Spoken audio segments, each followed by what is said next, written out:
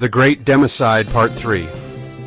Hello there, I am Dr. K. Paul Stoller, and the video you are about to watch is Part 3, and the last part of The Great Democide based on an article I wrote for a peer-reviewed journal. Let us continue.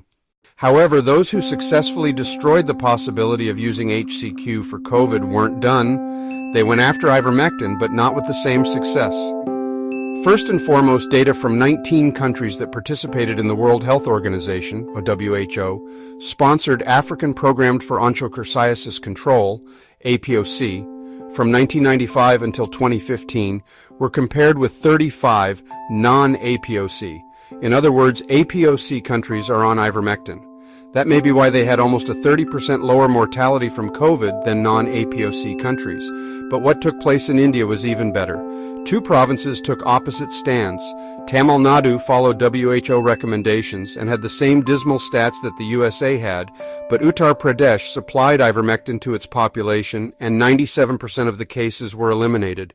Uttar Pradesh has two-thirds the population of the USA. Despite the data on ivermectin, leaders from Australia to Austria actually believed the COVID injections worked, and the unvaccinated were spreading COVID too. They probably still believe it. Ignore the fact there are no unvaccinated in Gibraltar yet. 61% of the population came down with the virus. Are these leaders psychotic or following orders from the Fauci, Francis Collins, Gates biopharmaceutical military complex? They wanted us to panic with each new variant so they could continue to lock down, take people to camps, and have the ability to inject humanity multiple times a year forever. That was always the plan. This was not the greatest public health disaster the USA had ever seen. This was done on purpose. But when events deviated from what was projected, the cabal scrambled to salvage the situation as best they could. So, insane medical rituals that had no foundation in science or medicine were pushed.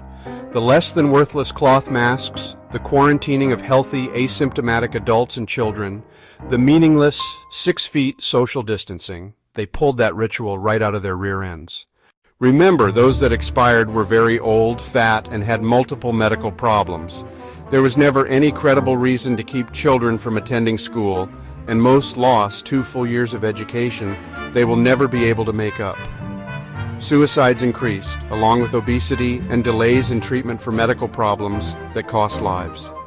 The burden was on the poor who didn't have jobs where they could work from home, while the elite rich got richer.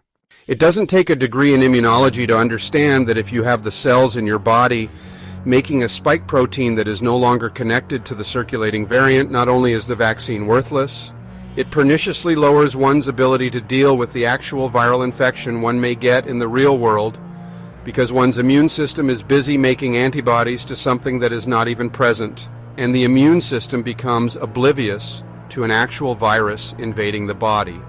The COVID-2 infection itself has a very low risk of myocarditis, but it is there. The injection had the body make massive amounts of spike protein, and the amounts the injection was having the body make caused significant myopericarditis, because the immune system was trying to kill off the cells making the spike protein. The FDA actually asked that prospective studies be done, but they were never done by manufacturers. One such study has the actual risk is about 2.8%, or about 3 people out of every 100. Conservative estimates have the risk at 1 for every 25,000. For context, the swine flu vaccine from the late 70s was pulled when it was found the risk of a neurological disorder, Guillain-Barré, was 1 for every 100,000. The population continued to be told safe and effective, and the usual 1 in a million side effects. There was 20 years of data showing coronaviruses can cause heart disease, so 1 case of myocarditis should have shut the vaccine program down. But instead of pulling the vaccine, the CDC went to work pushing the idea that the vaccine-induced myocarditis was mild. There is no such thing as mild myocarditis. In fact, 20% of those that die within a day of receiving the vaccine have myocarditis. There is only one solution. Immediately end the worldwide vaccination program and try to help people repair their immune systems. But compromised, well-paid experts will never acknowledge this solution.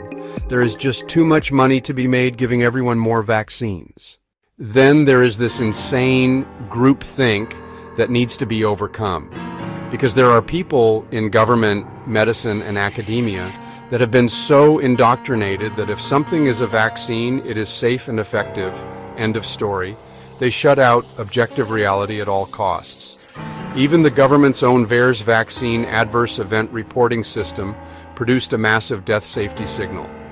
VAERS, recognized for underreporting adverse events by 99-fold, still produced a massive death safety signal, but between the corruption and groupthink it was ignored.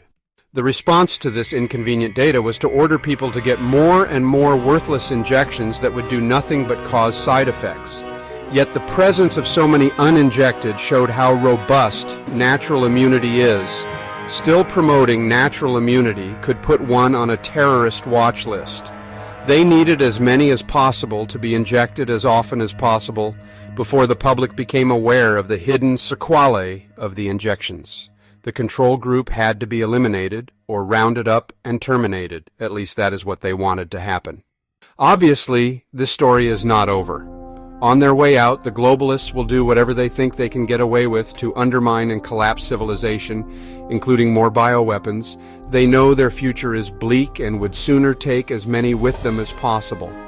But all stories end sooner or later, and when the story of the New World Order ends, it will look nothing like what its proponents had in mind. So, fight for freedom of knowledge, and in place of deceit, intolerance, and prejudice, fight for the possibilities of understanding, truth, and acceptance. For that is the reality humanity is moving towards, no matter how hard those who dish out their cruelties try and stop this change. Change is inevitable. It is the only universal constant. This is the end of part 3 out of 3.